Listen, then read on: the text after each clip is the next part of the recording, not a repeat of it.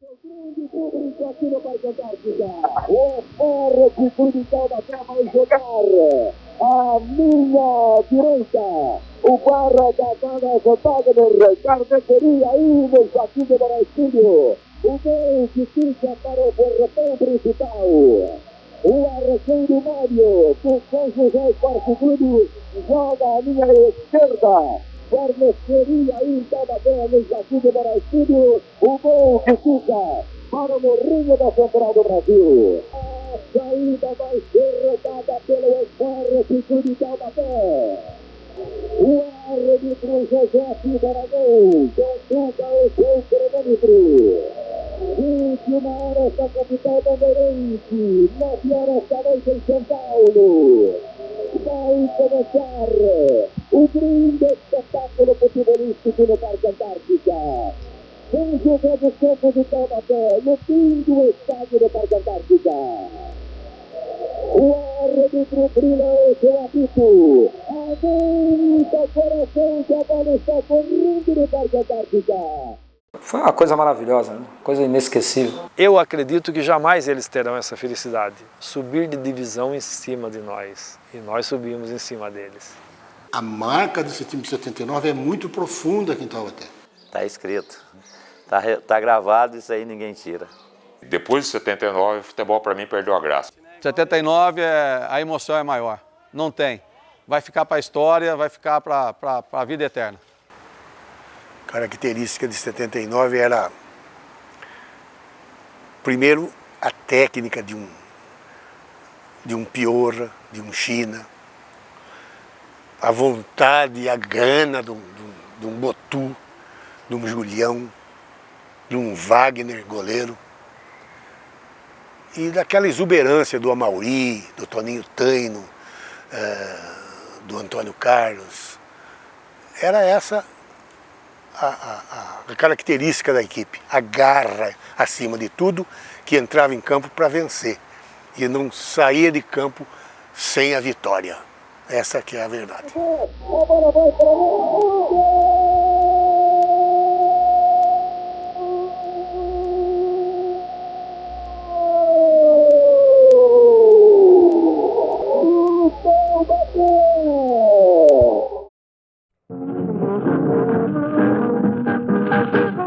Década de 70.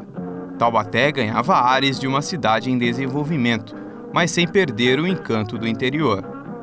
A tradicional Feira da Barganha, o mercado municipal e o futebol continuavam sendo as atrações que mais mobilizavam a população. Vamos, meus amigos, vamos cantar com satisfação, em homenagem ao Esporte Clube Taubaté, que foi para a primeira divisão. Entre os boleiros, o destaque era o futebol amador, pois após o título da segunda divisão de 1954, o time profissional do Esporte Clube Taubaté entrou em decadência e chegou a pedir afastamento das competições profissionais na metade dos anos 60. Neste período, foi construído o estádio Joaquim de Moraes Filho, que abrigava apenas partidas do futebol não profissional e outros eventos. Em meados de 1974, um grupo de apaixonados pelo clube resolveu mudar essa história. O futebol de Taubaté precisava retomar suas atividades. A torcida já estava ansiosa pelo retorno do Taubaté ao futebol profissional. E o que aconteceu? Ele mantinha a maioria no clube, do conselho, era do senhor Joaquim de Moraes Filho. E então a torcida, o povo, os associados movimentaram. Vamos ver, vou voltar, o Taubaté precisa voltar. E cresceu esse movimento, né? E em 1974 foi a primeira chama. Cada um de nós, Brasil, Lolito, eu, Marciano, seu Oswaldo Beracheri e tantos outros, nos unimos, cada um buscava sócio para votar. Ia buscar o só na casa dele. Tivemos uma eleição em que elegeu 1/3 do conselho, e na primeira eleição para a diretoria nós elegemos o Benedito Elias de Souza, Lolito, como presidente. Podemos dizer assim, era uma direção que tinha o time licenciado na federação e vieram elementos que já visavam o retorno do time do Taubaté, ou seja, apostavam nessa possibilidade. Dali para frente, o Taubaté ganhou uma outra feição. O Lolito costumava dizer assim, pegamos o Taubaté com uma chuteira ruim e uma bola murcha, mais nada. Com a troca na diretoria e a promessa de que o futebol do Taubaté iria voltar à ativa, os torcedores do clube já começavam a se preparar para o retorno, mesmo que ainda na base do amadorismo. O Taubaté tinha sempre um campeonato muito bom amador Taubaté.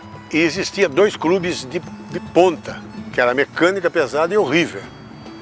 E foi aí que nós fomos buscar uma seleção da cidade. Vieram Barrela, Niltinho, Baiano, Franquinho, Banha, eu, o Ariel, Zé Carlos, Ademir, Mário Cri, Zé Menino, vários jogadores que eram todos amadores e se formou uma equipe daí para disputar esse campeonato da região. Foi iniciativa daqui de Taubaté mesmo que houvesse um torneio reunindo seleções aí do Vale do Paraíba e alguns clubes tradicionais do Vale do Paraíba que estavam já afastados do futebol profissional. E conseguimos fazer um torneio do Vale do Paraíba amador. Chamava Torneio Integração do Vale do Paraíba. O Taubaté convidou Estrela de Piquete, que disputou a 3ª divisão de profissionais.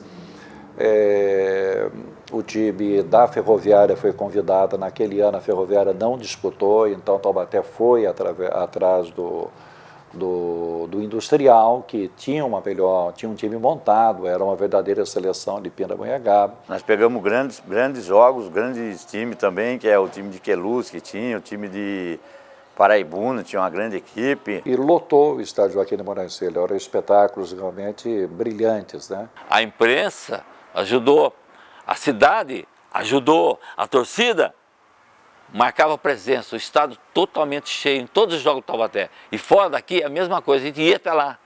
Cometemos alguns deslizes aqui no Joaquinzão, um deles foi brigar com o pessoal de Paraibuna aqui na nossa arquibancada. E depois, é claro, em Paraibuna, normalmente, né, a gente até entende, houve o troco.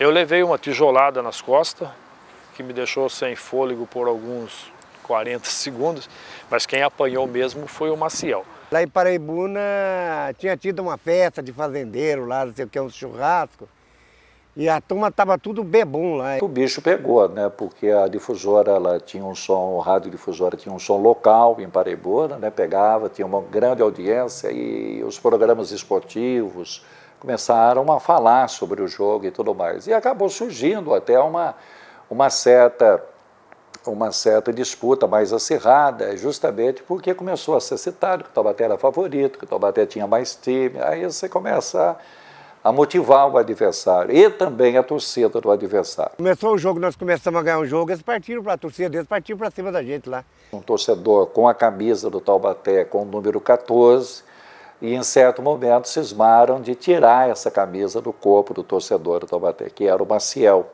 Talvez que mais apanhou, porque além de estar com uma camisa do Esporte Clube do Taubaté, uma camisa oficial do Taubaté que ele ganhou de alguém aí no vestiário, ele levava a última bandeira que tinha sido hasteada aqui.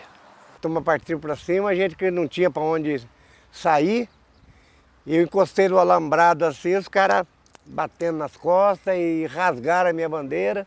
E a todo momento o narrador não sabia, o torcedor, que nome tinha o torcedor, e o J. Bonani que falava, estão tentando agredir o camisa 14 do Taubaté, o torcedor camisa 14 do Taubaté. Quando foi na segunda-feira, eu estava ouvindo o rádio de manhã cedo, para ver os comentários de manhã cedo, e ele pediu que o rapaz da camisa 14, que estava com a camisa 14 do Taubaté, que fosse até a difusora. E isso fez com que surgisse, naquela oportunidade, a torcida organizada camisa 14. A empolgação e o apoio vindo das arquibancadas foram correspondidos pelos jogadores com boas atuações. Mesmo no amadorismo, a diretoria começava a moldar a equipe que voltaria a disputar competições oficiais. E formou um senhor time, que nós ganhamos brilhantemente no torneio em 1975. Era covardia, né? O Taubaté no Integração do Vale era como se fosse realmente um time profissional há muito tempo disputando o torneio, né? Tanto é que nós fomos campeões invicto, né? Em 75 parece que nós repetimos de novo. Daí paramos. Paramos por quê? Porque a lei do acesso surgiu, voltou. Voltou, esse time, a base, era o time amador. Time formado por jogadores da Ford, da Mecânica, do União Operária, do 15. Esse foi o time baseado que começou o campeonato profissional em 1976.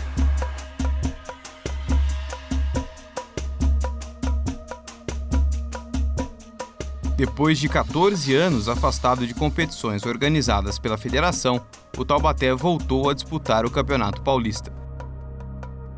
Em 1976 e em 1977, ainda no início do projeto profissional, o clube teve uma participação discreta. Já em 78, o Burro da Central teve ainda mais destaque, porém, o desempenho de outras equipes, como o Velo Clube de Rio Claro, barrou o acesso naquele ano. Mas a base da equipe de 1978 seria utilizada no elenco que disputaria o campeonato no ano seguinte. Estava eu, o seu Moreira, Antônio Julitaino e Zizinho, que era o supervisor dos anos de campo, que passou a trabalhar com a gente. Aí montamos o time no papel. O Taubaté estava completando o time dele, né?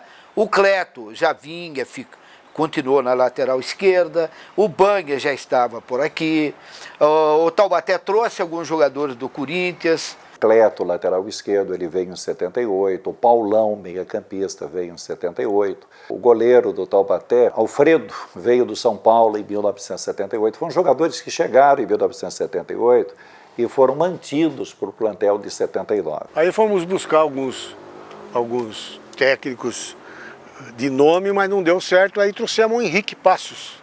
E o Henrique foi contratado como técnico e começamos a montar o time com a experiência dele, né, que foi muito importante. Ele conhecia muito bem essa divisão intermediária, que era a divisão do acesso. Henrique era muito bom para montar time, ele conhecia muito o interior, entendeu? Conhecia esse sul de Minas, tal, né? E o Henrique, ele praticamente, ele fez uma seleção da segunda divisão, praticamente a segunda divisão, em que ele tinha acompanhado. Começamos a escolher fulano, ciclano, né? Até conseguimos montar um time forte, um time bom. Do São José trouxemos vários jogadores. Em janeiro de 79 eu estava naquela fase de renova ou não renova com São José. São José estava passando por uma reformulação e houve o convite do seu Henrique Passos na época. E o Taubaté estava com um projeto de fazer um time, realmente um time de chegada. O Betinho, que veio do Velo Clube, Antônio Carlos, compramos do Guarani, a Mauri veio do Corinthians. Eu ia fazer um teste no Palmeiras com o Filpo Nunes, que foi meu treinador no Corinthians, que tinha acabado, me lançou no Corinthians. E aí eu acabei lá no salgão do hotel, do Parque Antártico, eu acabei encontrando o seu Henrique Passos. Aí foi quando o Filpo Nunes conversou com ele e falou pra mim, ó, leva esse menino pra lá. Aí eu acabei acertando com o seu Henrique, aí nesse intervalo eu voltei do Hotel Corinthians, aí eu já tava com passe livre, aí acabei levando o Góes e o Bellini ainda pra lá, pro Taubaté. De um time ideal, teria que ter um zagueiro pai de santo, no meio um cozinheiro, e lá na frente um centroavante rabo de vaca. O zagueiro pai de santo, ele só despachando, né, não brincando aqui na área, só despachando. No meio você tendo um cozinheiro, que era o China, né? Ele cozinhava e alimentava o ataque. E na frente Antônio Carlos, né? um centroavante rabo de vaca, para lá e para cá. Na época, uma das contratações mais polêmicas foi a do zagueiro Botu, que além de já ter uma história no rival São José, era conhecido por colecionar problemas disciplinares. O Botu, que foi titular do time do São José, ele acabou não fazendo uma campanha boa em 78 para o time do São José, em 79 ele veio para o Taubaté. O Botu deixou assim, boas recordações aqui em São José dos Campos, realizando partidas memoráveis. Não se pode absolutamente tirar o mérito de um jogador que tinha qualidade. Mas o aspecto disciplinar foi que pegou para que ele não permanecesse no São José. Eu fiz a minha rescisão por volta de 10h30, 11 horas. Quando foi na hora do almoço, meio-dia, estourou a bomba, né? Aí o pessoal da rádio já detonou, falou lá, Botu no Taubaté. Então ali a cidade de São José virou realmente uma panela de pressão, que ninguém conseguia entender como é que eu de manhã, treinei pela manhã, quando é meio-dia eu saio, vou embora e já assino com o Taubaté. A gente não tinha boa informação dele, mas eu gostei dele como líder, como pessoa. Achei uma pessoa com muita vontade, com muita decisão, vontade também de decidir. E eu me lembro que o Pepe consultou a mim sobre a vinda do Botu. E nós falamos, Pepe, pode trazer, que o Botu é um bom jogador. Não é nada técnico, não é um grande jogador técnico, mas é um jogador de muita raça, de muita tenacidade, e ele vai encaixar bem no time do Taubaté, vai encaixar bem. Inclusive o seu Pepe, quando ele comentou com algumas pessoas que iam me contratar, os caras chamaram ele de louco. Quando eu li num jornal, lá em Ubatuba, que o Botu ia vir para o Taubaté, aquele negão na primeira... Eu liguei para o Pepe e falei, Pepe, você está ficando louco? Você está trazendo um problema para o Taubaté. Ele vai acabar com essa cidade. Ele vai acabar com essa cidade, porque eu tinha aquela fama da noite, que eu gostava da noite, que eu gostava de festa, aquela coisa. Então ele falou, ele vai beber essa cidade toda aqui, você não vai segurar ele. Veio com o apelido até de Botu 51. Ele tinha uma história em São José que diziam que ele, antes de começar o jogo, ele fazia um aquecimento. E um aquecimento com uma pinga chamada, na época, 51. E a torcida do São José gritou isso para ele. Botu 51, Botu 51. Primeiro confronto Taubaté-São José, lá em São José. E uma pessoa lá um ato infeliz, né? Um ato infeliz, ele passou com um boneco escrito Botu 51. E nesse dia aí, então, eu simplesmente arrebentei. Na hora do jogo me chamam, seu Pepe, cadê a minha? Você não dava para ela uma pinguinha, não jogava. E isso aí é quando a gente estava naquela época de frio, um pouco mais frio esse negócio todo. Aí sim, ele tomava um conhaquinho André lá no vestiário, tal, no intervalo. Mas é só na época de frio, não era nada exagerado, não. Você precisava dar uma aquecida, né? Aquele negócio, quando está quente, você toma para refrescar. E quando está frio, você toma para esquentar. Esse é 51, velho barreiro, não importasse, porque aqui dentro ele dominava. Mas o interessante é que ele não deu problema nenhum aqui pro Taubaté. Ele vestiu a camisa do Taubaté. O Botu entrava no campo aí, ele era um leão dentro do campo. Isso como dizer, nós vamos fazer, a responsabilidade é nossa. Eles tinham esse livre-arbítrio, viu? Eles sabiam da responsabilidade que eles tinham. Eles aprontavam, sim, fora, mas na hora no campo eles eram gigantes. Se eles bebessem depois do jogo do domingo, na segunda eles estariam aqui treinando com afinco, estariam fazendo o melhor deles, né? Se é que realmente bebia. E se bebia também, é colega meu, porque eu também gosto. Vamos para festa, vamos festar.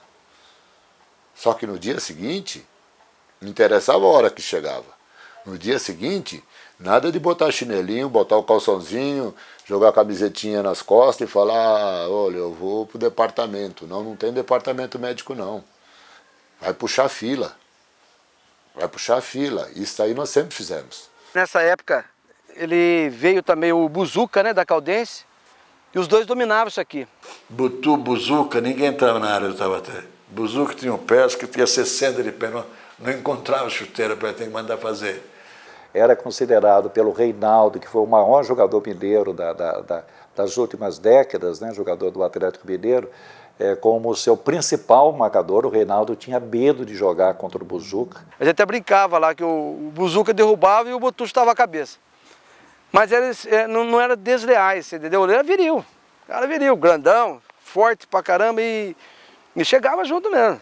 Dava menos, não era qualquer centroavante não que ficava ali na frente, era terrível. Os líderes do time são os mais feios, né? Os mais feios. Botu e o Buzuca. Os dois juntos, aquela fisionomia dos dois, só do adversário olhar na cara dos dois já ficava com medo. Era impressionante os dois. Barbudos, horrorosos, mas enfrentavam e eram valentes. A gente brincava antes do jogo. Me cumprimenta agora, porque quando começar o jogo você vai apanhar. E principalmente quando a gente jogava fora. Vou bater em você na sua casa, para quando chegar na minha casa você não reclamar. Ó, daqui para lá você pode jogar, daqui para trás acabou a festa. Inclusive tinha um lema que dizia assim, o atacante estava apanhando, fala, ei, tá ventando aqui, eu gritava, vento que venta lá, venta cá também. Uma dupla Buzuca e Botu colocou medo em todo o interior de São Paulo. Se por um lado o Taubaté se reforçou com os jogadores do São José, o Burro da Central também perdeu um de seus principais atletas para o rival. Niltinho, destaque na divisão intermediária de 1978, deixou o clube após uma negociação conturbada. Sempre que houve ao longo da história transferência de jogadores de São José para o Taubaté, de Taubaté para o São José, sempre houve resistência de ambas as partes. Eu fiz uma proposta para o Taubaté recusou-se, começou a negociar, mas não houve acordo. O Taubaté criou bastante dificuldade para ele ir embora, bastante dificuldade. Nosso tempo era a lei do passe, né? O jogador é seu, só sai daqui, portanto, e acabou, né? Mas acabamos concordando, o Niltinho foi embora e foi ganhar o seu dinheiro. Eu fui para o São José em melhores condições, né? Aí que o bicho pegou. Na realidade acontece o seguinte, quando você tem um funcionário em qualquer empresa, até mesmo no próprio futebol, que está intencionado a sair, não está mais de acordo em ficar com o grupo, é melhor que ele vá embora, senão vai estragar o grupo. Para nós, taubatianos, foi um tapa na cara perder o Niltinho para o São José. Sob o comando de Henrique Passos, treinador que selecionou as peças para a montagem do elenco, o time não rendeu o esperado pelos dirigentes. O número excessivo de empates e derrotas nos amistosos preparatórios culminou na demissão do experiente técnico e colocou um ponto de interrogação no comando do Taubaté. Aconteceu com o senhor Henrique Passos foi realmente a falta de paciência, como é da própria cultura do futebol nacional, em que quando os resultados não vêm, o primeiro a sofrer as consequências é o treinador. O Henrique Passos nunca foi um treinador de dar espetáculo, de jogar o time para frente. O Henrique Passos foi um treinador em não perder. O seu Henrique, ele é um excelente profissional, uma excelente pessoa, e ele é muito bom para montar o grupo. Agora, para dirigir o grupo, ele se perdeu um pouco. Não deu certo porque nós jogamos para ele. Nós jogamos para o seu Henrique. Nós fizemos tudo ao contrário. Porque quando você quer manter um treinador, quando você tem um treinador amigo, como ele sempre foi, uma pessoa honesta, e a gente queria manter ele no grupo. Então a gente estava jogando para ele e não pelo Taubaté. E a gente não conseguia vencer. E houve algumas reclamações de alguns jogadores para a diretoria, né? A diretoria chegou à conclusão de que precisava substituí-lo. Depois teve uma passagem muito rápida aí do Candinho. Ele foi muito infeliz, né? Porque aqui chegou com o grupo já formado, ele entendeu que tinha que trocar a maioria dos jogadores. E o Candinho esteve em Taubaté, assistiu um treino coletivo do Taubaté e depois do treino ele comentou com a diretoria que daquele plantel que o Taubaté tinha, só serviriam para ele de 4 a 5 jogadores. Aí nós tivemos uma conversa com o presidente, com o seu Pepe, e mostramos para ele que estava errado. Que ele sabia que a equipe que estava aqui era aquela e que nós não íamos poder trazer mais gente para cá. Reuni a diretoria e falou o seguinte, esse time aí não vai a lugar nenhum. Se vocês quiserem que eu fico, tem que trocar pelo menos 10 jogadores. E a gente não tinha dinheiro para fazer isso, né? E mesmo que tivesse, não ia aceitar. Não, peraí, vai mandar todo mundo embora, não. Vai ficar 2, 3? Não, então não pode. Aí acabou ele saindo. Não dá para trocar, prefiro trocar um do que 10. E aí ficou aquela situação, quem vem, quem não vem, quem não vem. Nós conversamos e falamos assim, se tem uma pessoa que pode vir e ajudar, é o Oscar. E o Oscar Amaro, por coincidência, ele veio como jogador. E em 78 ele estava como jogador, era zagueiro. E ele se machucou, teve uma distensão logo no começo do ano de 79. Também não foi aquele jogador supra-sumo, não. Foi um jogador assim, bom, zagueiro, teve boas participações. O Oscar Amaro, ele gozava de um prestígio entre os jogadores. Ele é estimado por todos. É um técnico barato, conhece a equipe, é prata da casa, está aqui. Ele impôs as condições dele. Falou assim, eu vou assumir, mas eu quero ter autonomia para me trabalhar. Não quero palpite de nego vir dizer, ponha fulano, tira esse crânio. E encaixou com uma luva. Deu sorte. Talvez a competência, nem tanto, mas o que motivou muito foi a vontade de ser unidos, de vencer. Então o Oscar Amaro caiu como uma luva ali, naquele momento. E o Oscar tinha um diferencial, que para mim era o fundamental, né? Era um ex-jogador, um recente ex-jogador, né? E conversava muito com o grupo. O time de 79, ele teve 2 técnicos, praticamente. Ele teve o Henrique Passos, até um certo ponto, depois o Oscar e disputamos o campeonato. Assim como na pré-temporada, o Taubaté colecionou resultados ruins na fase inicial da divisão intermediária. Somente no retorno, o time se acertou e realizou grandes partidas. Dali para frente, o Taubaté não parou e sempre dividiu as primeiras posições com Santo André e São José, consideradas as principais equipes da competição e favoritas ao acesso. A excelente campanha embalou a cidade, que passou a acreditar ainda mais no acesso, depois que o time se classificou para o quadrangular final da competição. Não, eu sempre considero o Taubaté como tendo sido a 3ª força do campeonato. O melhor time do campeonato era o São José, depois do São José, o Santo André, o Taubaté tecnicamente era a 3ª força do campeonato. O São José, no papel, se fosse colocar no papel, lógico, teoricamente falando, era muito mais time.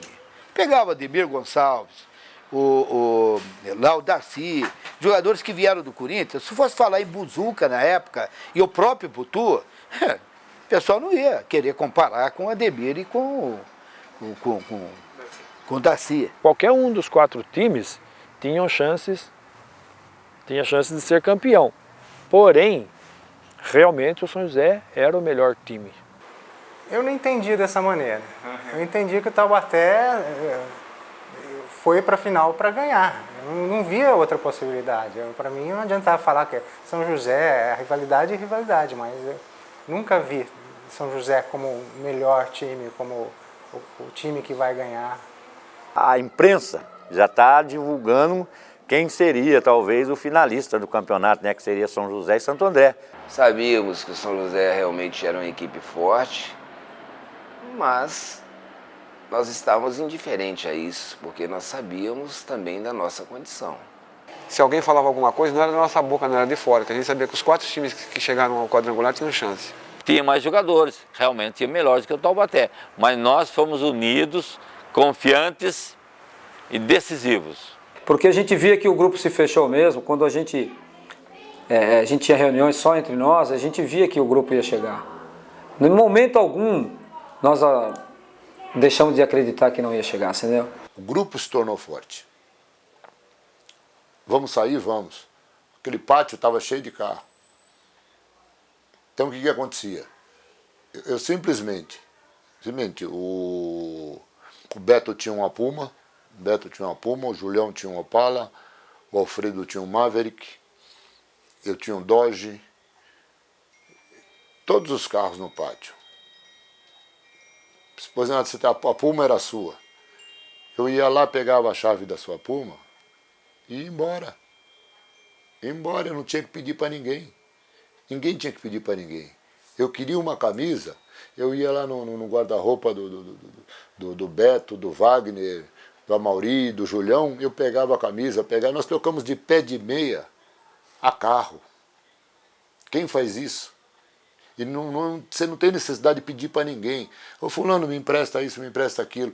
Isso era o respeito que nós tínhamos um pelo outro.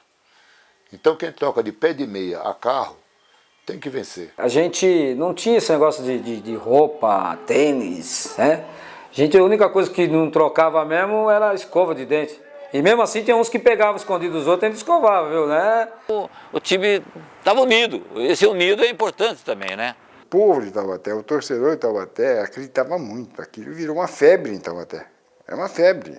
Você chegava, um jogo de Taubaté num domingo à tarde, 4 horas da tarde, quando era meio-dia você não andava da rodoviária para cá. Aquilo era um povo vindo a pé para ir no estádio. O Taubaté tinha que fazer uma excelente campanha no primeiro turno. Na época não eram 3 pontos, eram 2 pontos. Então o Taubaté tinha que fazer 6 pontos no primeiro turno.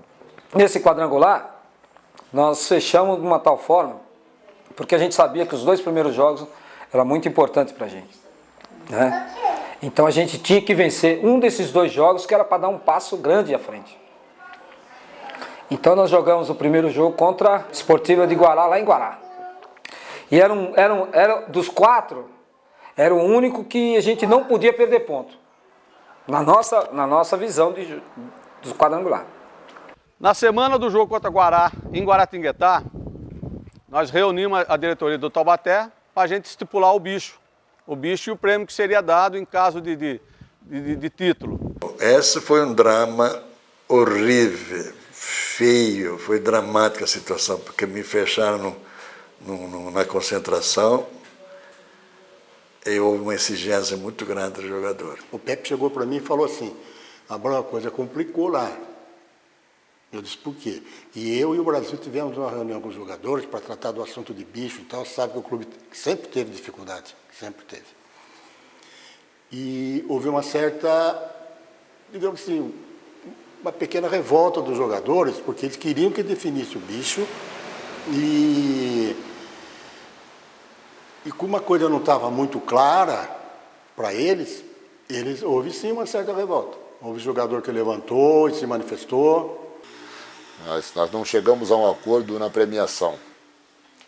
Nós fomos na rádio, foi eu, a Mauri, Julião, o Wagner, e eu falei, eu peço ao público esportivo de Taubaté, aqueles que puderem comparecer, compareçam, lotem o Dario Pereira, porque nós temos uma surpresa para vocês.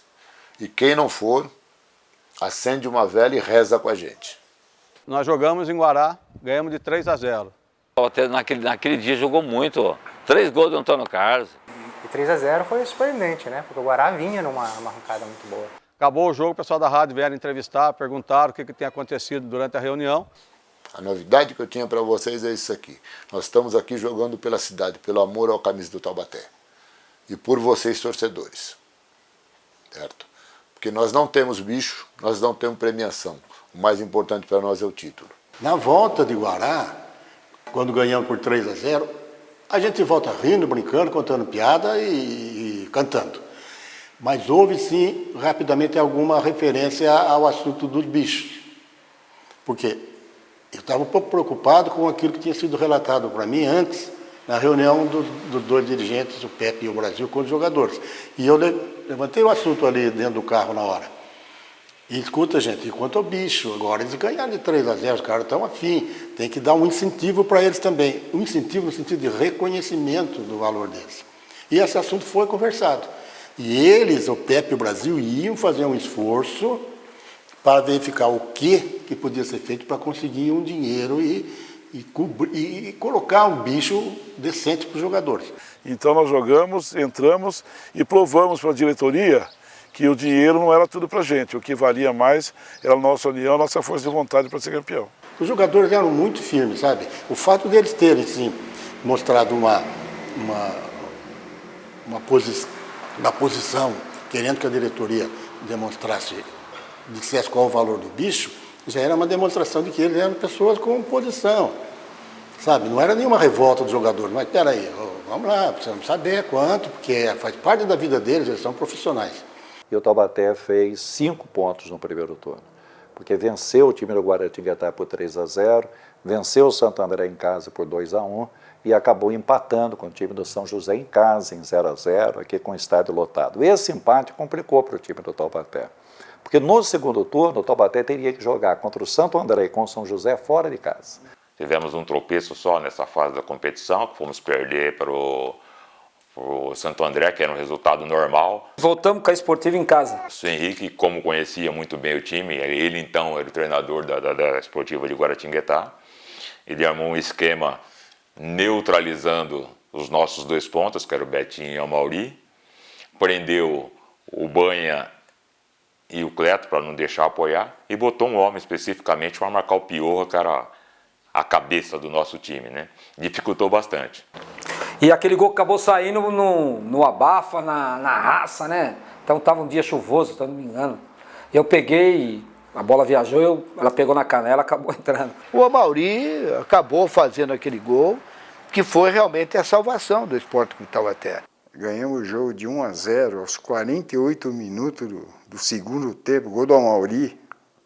Aquilo não foi nem gol, ele entrou, bola. Em São José dos Campos eles monitoravam o nosso jogo, né?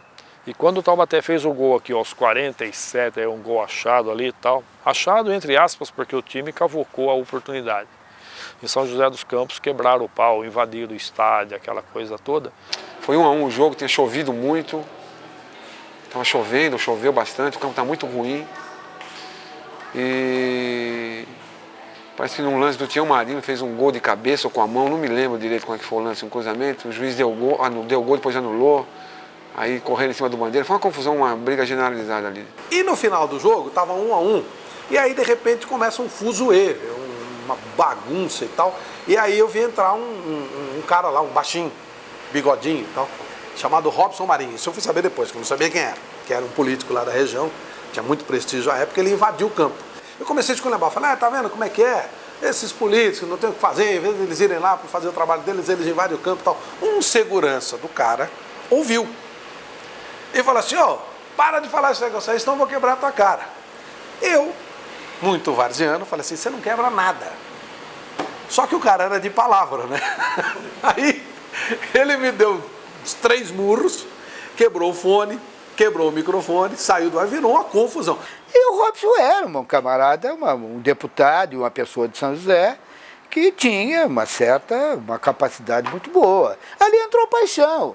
Ele viu o time dele naquela situação, naquela confusão, e bateu o desespero, acabou adentrando. Eu era muito amigo do Wilson Luiz e do Tata.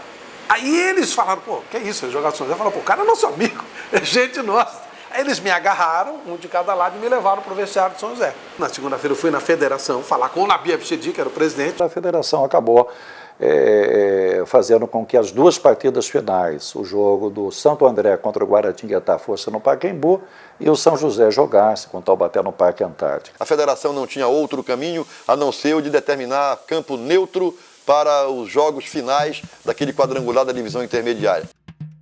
Com a mudança da rodada final para a capital paulista, os torcedores tiveram que se organizar em caravanas para acompanhar a decisão.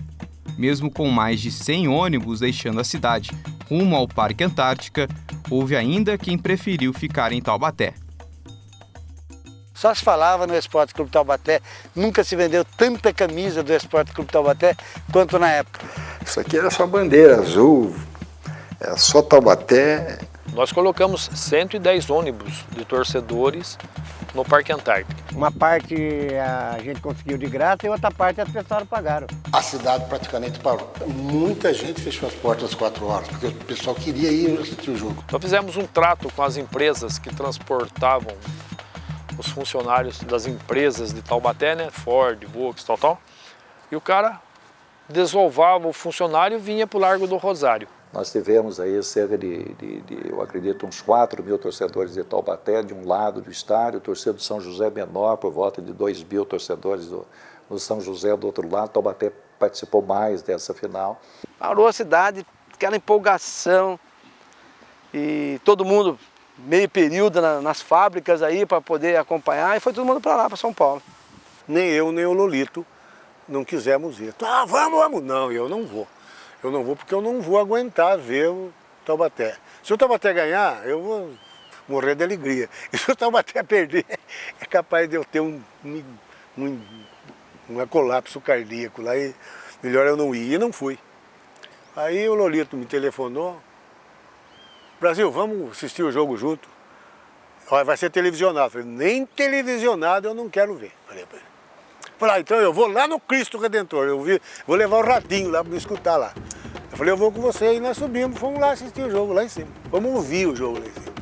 Às vésperas de decidir o sonhado acesso, jogadores e comissão técnica mantiveram a rotina de treinamentos e só partiram para São Paulo no dia da grande final. Nós treinamos até às 6 horas da tarde, jantamos, concentramos no Joaquinzão e na quarta-feira de manhã nós fomos para São Paulo, ficamos no Parque São Jorge. O Vicente Mateus tinha um bom relacionamento com o Taubaté, ele cedeu as dependências do Parque São Jorge e nós fomos para o Parque São Jorge, mas fomos no dia. Nós almoçamos no Parque São Jorge, aí descansamos lá nos tatame que tinha na República, da garotada do departamento amador lá em cima, descansamos um pouco, até chegar à tarde para ir embora para o Parque Antártico. O São José, para você ter uma ideia, o São José já foi na terça-feira para São Paulo, ficou hospedado no Lorde Hotel e não fez treinamento nenhum. Sempre Taubaté e São José realizaram duelos muito equilibrados. Dificilmente aconteceram goleadas. Antes daquela decisão, os rivais já haviam se enfrentado 6 vezes naquele ano. No retrospecto do confronto, melhor para o São José. Foram 2 vitórias da Águia do Vale, 4 empates e nenhum triunfo taubatiano. Precisando da vitória e com um histórico nada favorável, o Taubaté também teve problemas para a decisão. Momentos antes da partida, o zagueiro central Buzuca, que se lesionou em um recreativo, ainda não sabia se iria para o jogo. E nós fizemos toda a preparação, acabou, o Oscar terminou o treino, todo mundo saiu, foi para o vestiário e ele me chamou, ô tio, vamos fazer uns cruzamentos. Eu falei, Buzuca, não leva a mal não. Tudo que eu tinha que fazer eu fiz durante a semana. Agora eu vou tomar uma massagenzinha, bem tranquila, beleza, e vou descansar. E ele ficou no campo. Ficou ele, o Alfredo, o Joaldo, que era o terceiro goleiro, e num cruzamento, o Joaldo saiu e pegou, deu um tostão nele. Eu saí do coletivo, eu fui direto para a faculdade. Mais tarde o China chegou.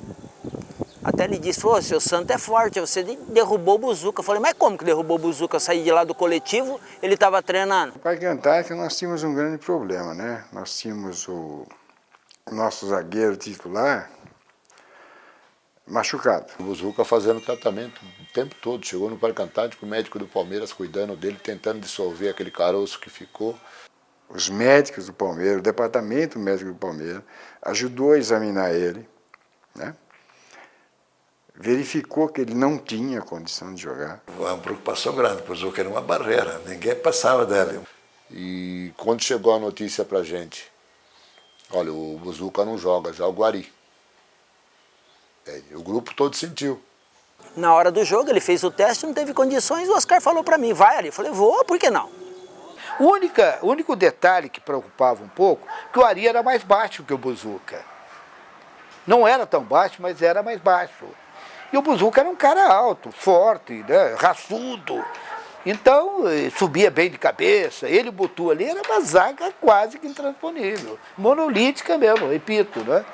É uma pedreira. Mas, quando eu vi o Ari, eu falei, bom, tudo bem, vamos acreditar que vai dar certo. Aquilo também só me deu força. O velho, que a gente chama o Ari, né? Ô velho, é você. É você e é o seguinte, o bicho vai pegar. E aí aconteceu um fato inédito, eu lembro das histórias, né, porque eu guardo muito, e o seu João, também falecido, né, o seu João colocou, veio de pingar colírio no olho do Wagner, não sei se o Júlio fala, pingou anestésico, cara. Eu tinha na época, me incomodava muito uma conjuntivite, né, crônica, os olhos ficavam, e quando você aumenta a tensão, né, se você aumenta também essa irritação. E eu estava com os olhos bastante avermelhados, bastante irritado. E o Wagner chegou para o seu João, que era o massagista, e falou, seu João, eu estou com a vista meio ardendo, dá para o senhor pingar um colírio para mim? Eu usava sempre um colírio neutro, né? Um colírio para a gente suavizar o funcionamento dos olhos. E eu fui pedir ao seu João aquele colírio, me dá aquele colírio, seu João, para dar uma melhorada. E, na verdade, trocaram o medicamento, não era colírio, né? Colocaram algum medicamento para contusão e tudo mais, e o Wagner... E ele me deu o anestésico. Foi duas gotinhas em cada olho, foi o suficiente para daqui a pouco você não conseguir piscar, né? O olho ficou duro, paralisado. Aí foi um perereco, a gente corria para arquibancada para ir atrás do Alfredo, que era o goleiro que estava fazendo revezamento com o Joaldo, e o Alfredo não estava relacionado. E o Wagner não enxergava e o doutor volta e taca a procurar água, aquela água soro, né? Para lavar e lavava e nada, e o Wagner, eu vou jogar. Foi minimizando e eu fui conseguindo piscar e não houve alteração na visão, mas se houve alteração no funcionamento, né, mecânico dos olhos. Aquilo foi motivando. Nós entramos no vestiário, cara. Começou a cantar, começou a pular, eu falei, não tem pra ninguém. Um jogo de decisão você vai ganhar no detalhe. É a hora de nós provarmos por que nós chegamos até aqui.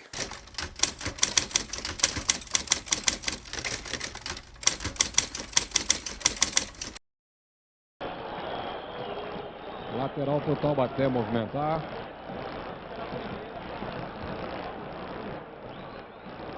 Cleto para o movimento. Foi a passagem, o cruzamento, o ponteiro, é o gol do Taubaté. Amauri. Complemento. Sem chance para o goleiro Mário. Nós começamos bem o jogo. Nós tivemos a felicidade de fazer o gol logo aos 3 minutos de jogo, né, cara? Tivemos um lance espetacular do Piorra. Eu recebi um arremesso lateral do lateral esquerdo Cleto. E eu fui com essa bola para a linha de fundo, passando ali, me parece, nada menos que uns 3 atletas do São José. O Piorra foi na ponta esquerda, cruzou a bola para o Maurino do lado direito. E eu tive uma felicidade de acertar uma cabeçada que depois nunca mais. Eu não vi o gol, né? Só vi no replay depois, em casa, no dia seguinte, né? Quando eu pisei na arquibancada e me virei para a direita, alguém cabeceava a bola para o gol. E eu falei para minha mulher, poxa, perdemos o jogo dos juniores. Tá 1-0 e tal. E não era, já era o gol do Amauri, né? Foi bem rapidinho. Chegou na portaria, os caras não queriam deixar entrar com o papel picado, né? E nessa confusão da gente ali, brigando com os porteiros para entrar, o Amauri marcou o gol de cabeça. Aí rasgamos o saco, jogamos por cima dos caras lá e entramos todo mundo no peito. A maneira que você entrou ali, sabe, pegando fogo o jogo já, né, foi marcante. Nós tomamos um gol e até você se enquadrar no jogo outra vez foi um pouco difícil, tanto é que houve alguma desestabilidade. Falou, agora eles vão ter que correr dobrado. Toque para Nelsinho. Ele enfiou para Niltinho. Foi na linha de fundo, cruzou. Na sobra. Tata, perdeu Tata. Pode cruzar lá no meio. Tio Marino foi na bola. Olha, bola perigosa. Entendeu a jogada faltosa do Ari sobre Niltinho, marcando a penalidade máxima aqui em Parque Antártico. Naquele momento era um momento bom para nós tinha crescido em produção. Mas é claro que o pênalti deixa a gente apreensivo. E na hora que saiu o pênalti, estava eu, Eduardo, de um lado e alguém do meu lado esquerdo, não me lembro. E a gente se deu as mãos e abaixamos a cabeça, né? De repente... São José pode igualar as coisas. Autoriza José Assis Aragão. Preparado Darcy, tocou, defendeu o goleiro! O Wagner defendeu, eu fui levantado assim pro ar, sabe o que foi? O Wagner pegou o pênalti, né? Naquela hora, no momento, o Mauri correu, falou, você já sabe, né? Você sabe como é que ele bate, né? No seu canto direito, com paradinha. Falei, beleza, pode deixar, peguei. Então eu falei pro Wagner, pode até ser que ele mude, mas vá nesse canto aí. Paradinho lá direito. O Wagner não se mexeu, ele bateu, o Wagner foi e defendeu. Aquilo lá a gente costuma brincar, que por causa do anestésico, o Wagner defendeu a penalidade máxima. Houve uma confusão. Agora, ou gozaram o Darcy, ou atrapalharam um pouco o Darcy ficou um pouco revoltado. Aí o Tonhão chegou no ouvido do Darcy e falou, isso é ruim, isso é grosso. Aí ficou de boca lá, o juiz, o Tonhão, não sei o quê, papai. E o juiz foi em cima do botão, no caso, tinha que ir lá em cima do Tonhão. O Darcy saiu correndo atrás do Antônio Carlos. E aquilo deixou ele desesperado, ele ficou louco. Porque era a chance dele fazer e botar a gente para correr.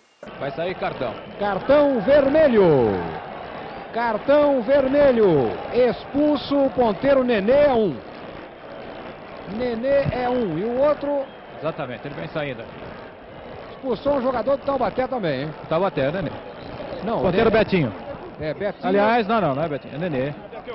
Bom, Nenê... Como é que foi aí? Agrediu 3 vezes com 3 socos, gente. Quem? O lateral, pomba.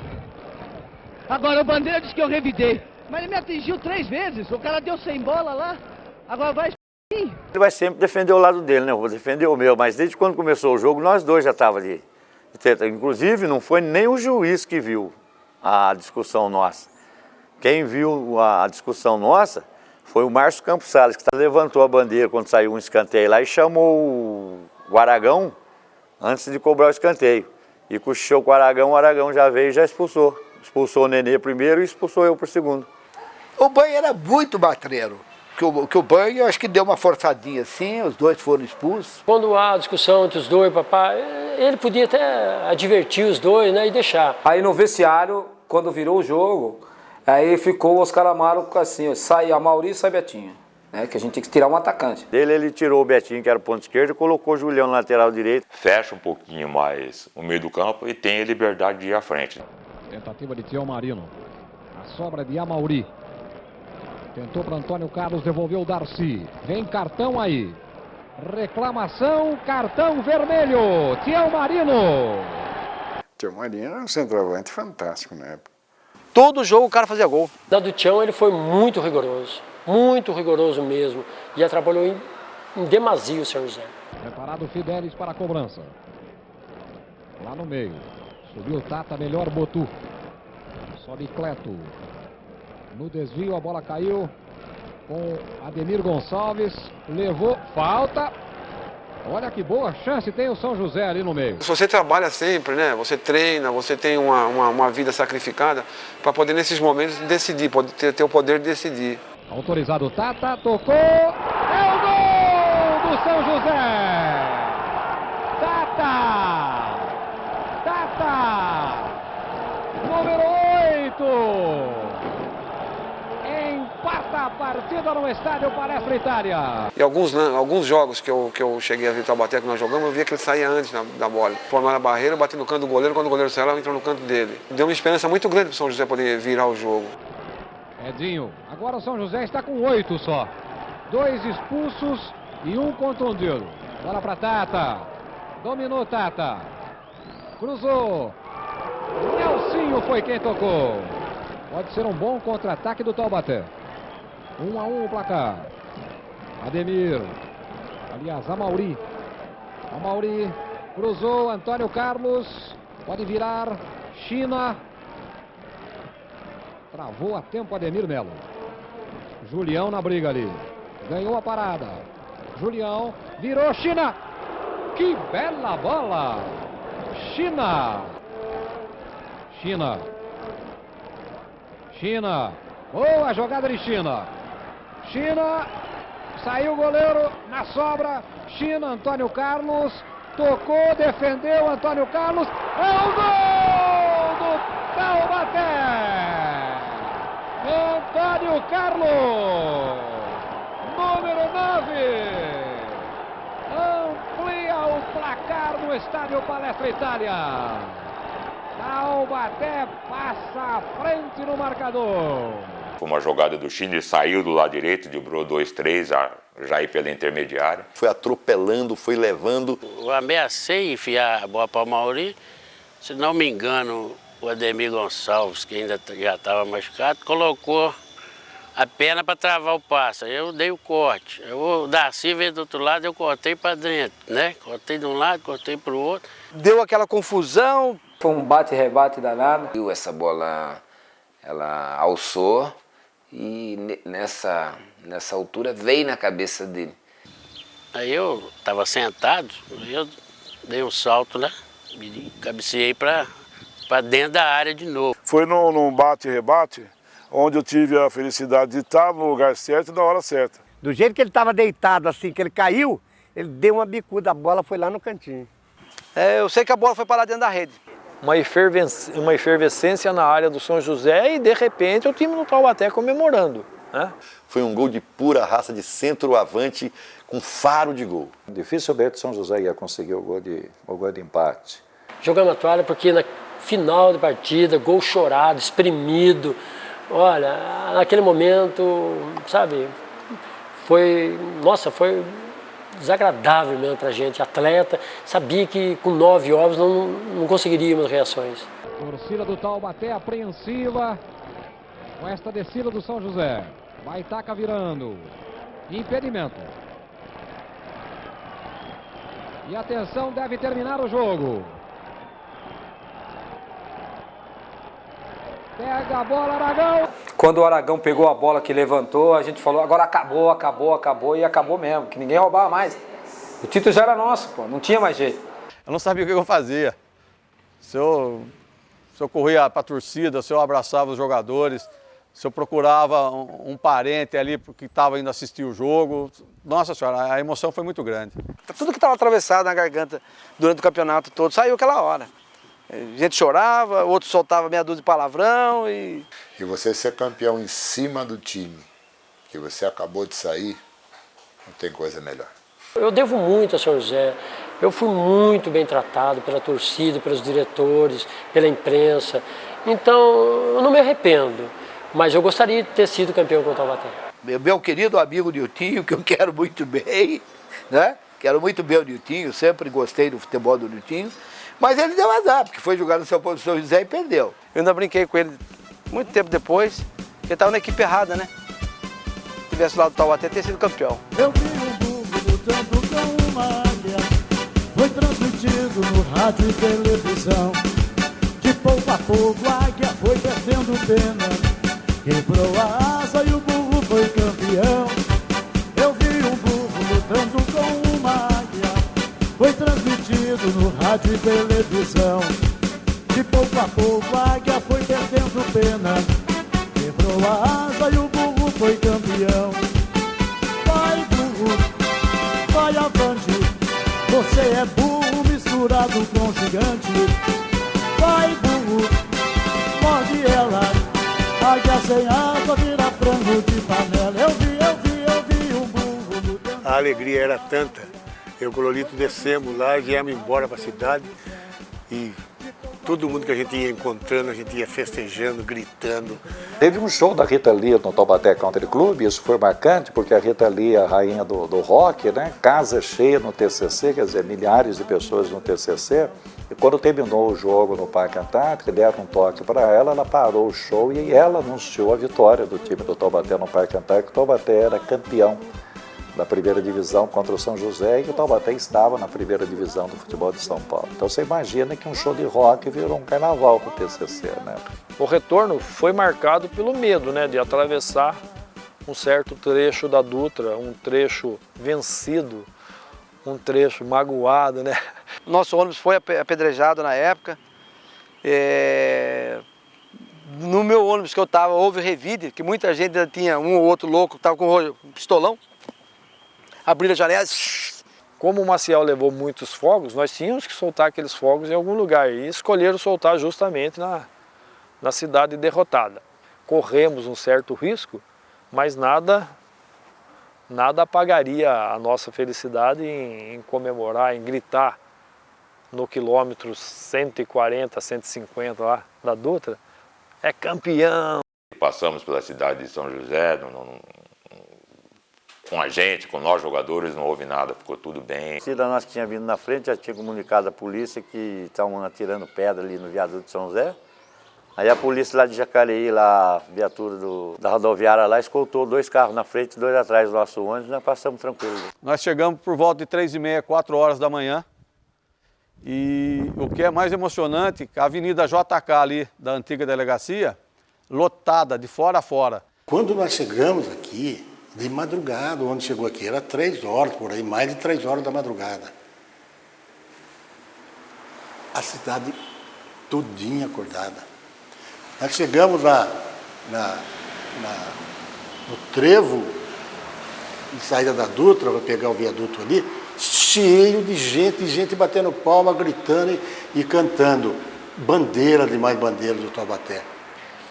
E chegando em Taubaté foi uma coisa impressionante também. Nós entramos aqui pela JK, né? o nosso Fusquinha, e passamos por ali. Ali na JK já estava superlotado. E a cidade acordada nas ruas. A cidade inteira com faixa, gritaria. E nós com o carro ali não conseguia passar. E a multidão notou que era o carro da difusora e já foi, gente já querendo subir em cima do carro. Eu confesso que eu me apavorei. E eu fiquei preocupado, porque todo mundo em cima do carro começou a sufocar, cara. Falei, mas vão afundar esse negócio aqui com a gente aqui dentro. De alegria, né? Todo mundo feliz, querendo subir, querendo abraçar a gente também e tal. Até 5 horas da manhã ainda estavam comemorando por aqui, para quê? No dia seguinte se preparasse uma caminhada até a Aparecida do Norte. Foi uma promessa que o Buzuca havia feito, né? Ele fez a promessa para ele ir só a Aparecida. Mas o espírito de irmandade era tão grande que falou assim, não, se um de nós fez a promessa, vamos todos. Vamos lá, cumprimos a nossa promessa que tínhamos prometido. Trouxemos uma Nossa Senhora de lá, teve torcedor que foi junto com nós, teve vários torcedores que acompanharam nós. Foi a noite toda andando, só que o Buzuca até hoje não foi, ele está devendo a promessa. Eu dizia para ele, assim, você é o falso profeta, porque você fez a promessa e acabou não indo. Mas na verdade ele estava machucado, ele tinha tido um estiramento muscular, né? E o doutor achou por bem ele fazer o repouso, né? 2 dias depois do título, eu fui em São José. Eu fui na Praça da Igreja, ali perto do estádio, ali ficavam os cornetão, né? Era a turma do táxi, do pão de táxi ali, tudo corneta. E os caras que ficavam, legal você e tal, eu fui lá. Parei meu carro na praça, quando eles viram chegando com meu carro, sumiu todo mundo. Eu falei, vem aqui, peraí, vamos conversar, vamos brincar um pouquinho. Vem aqui, vem cá, vem beijar o negão aqui. Eu fazia isso porque eu fiz isso aí porque eu sabia do respeito que eu tinha com o pessoal, o carinho que tinha com o pessoal. A gente brincava, tal, o pessoal falava um monte de coisa, mas eu tinha um respeito com eles tinham um respeito comigo. Uma história logo após o título, que estava todo o time assim na arquibancada lá no Joaquinzão, olhando o gramado, assim, vendo o tempo passar, digamos, apreciando o título na cabeça.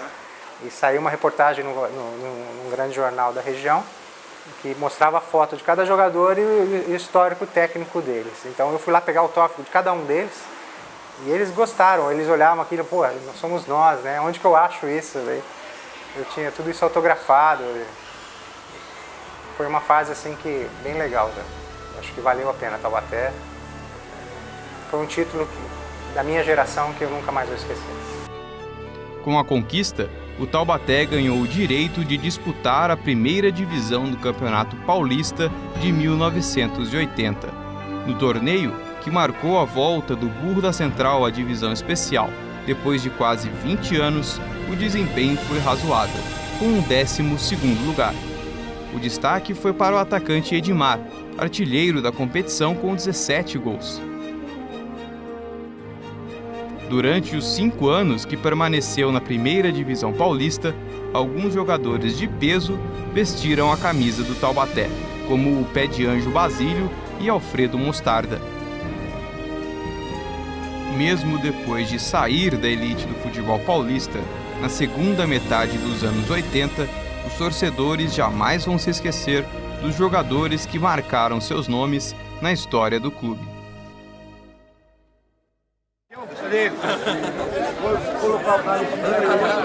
Estava lá no Chapaíça. Tem aqui? Tem. Não, o Luizinho da farmácia. Luizinho da farmácia.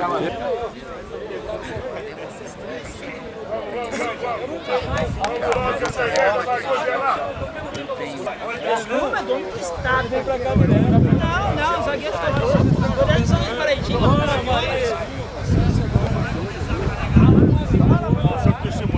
Fica aqui atrás,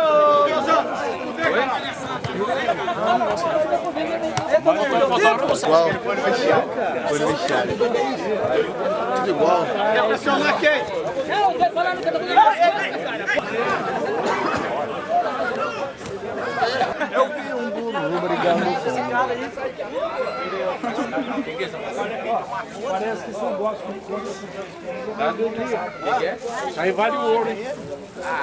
De pouco a pouco. Vai perdendo pena. Entrevista aqui, o futuro Raimundo do Carnaval estava aqui. Esse aqui ó, foi o pior preparador físico nosso, que era trairão. Ele ia de bicicleta seguindo nós, mas só que nós matava ele. Nós dava bicho pra ele, viu? Nós dava bicho pra ele, que nós matava ele de raiva dele. Ele queria pegar nós dava bicho pra ele. Vocês têm esse pouquinho? Desde a hora que ele chegou, tá com essa lata. Deca aí, queria dar um abraço a você, já deu? Você veio daqui? Pô, falei com o abraço dela. Fala da puta, você tá mandando eu tirar pra ficar aqui bebendo com você. Desde a hora que chegou, tá dançando com essa lata aí, Maurício. Chico! Não. Depois eu não faço mais foto com você com essa camisa. Ficaram bravos que eu ganhei 2 medalhas. Eu sou o único cara que fui campeão 2 vezes pelo Taubaté, né? Então. 1975 e 79. É verdade. É verdade, Banho. Você lembrou do detalhe importante. Os caras falaram, né? por que você ganhou 2 medalhas? Eu falei que eu fui campeão do Taubaté 2 vezes. E não vai existir outro jogador que nem eu que sou campeão. Sou bicampeão pelo Taubaté. Vou escrever isso. Tremembé é bairro nosso. Tremembé é que São Paulo. Salvador! Geração das Câmeras.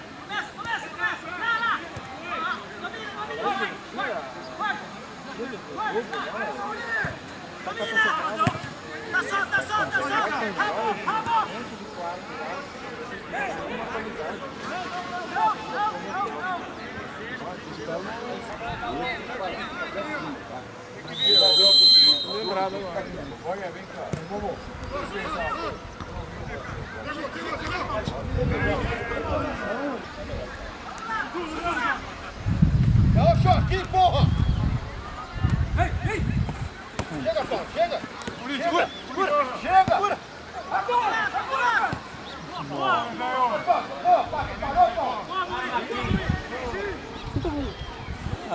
Ele daí tá louco pra jogar, cara.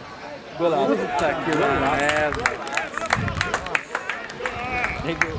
merda. Daí você vê os jogadores que atualmente estão atuando no futebol brasileiro.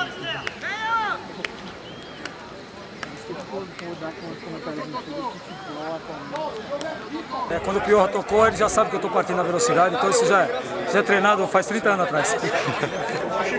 Frio ainda. Viagem desgraçada, cara. Frio, hein?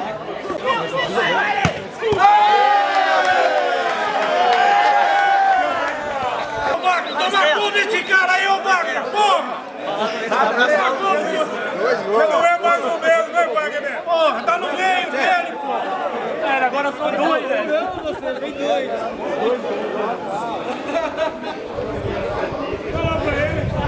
Foi só alegria, não foi sentimento, só alegria. Nós somos da torcida Algarve, o esporte é a nossa bandeira. Sentimos o chamado do Brasil, novamente estaremos na primeira. Nossa gente viril e capaz de passar por todas as barreiras. O azul é o céu, o branco a paz, são as cores da nossa bandeira. A nossa bandeira que a torcida conduz tem em seu emblema nosso espírito de luz. No novo alve azul a ordem é lutar, e de norte a sul vai sua garra mostrar.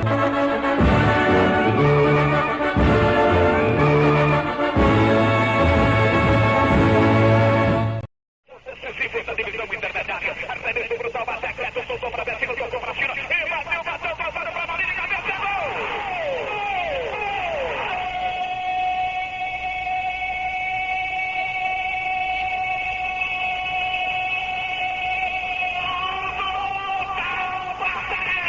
Moral pra Darcy, o camisa 4 vai tomar distância pra fazer cobrança de penalidade máxima, autoriza José de Assis Aragão, vai bater pra bola, Darcy, correu, bateu!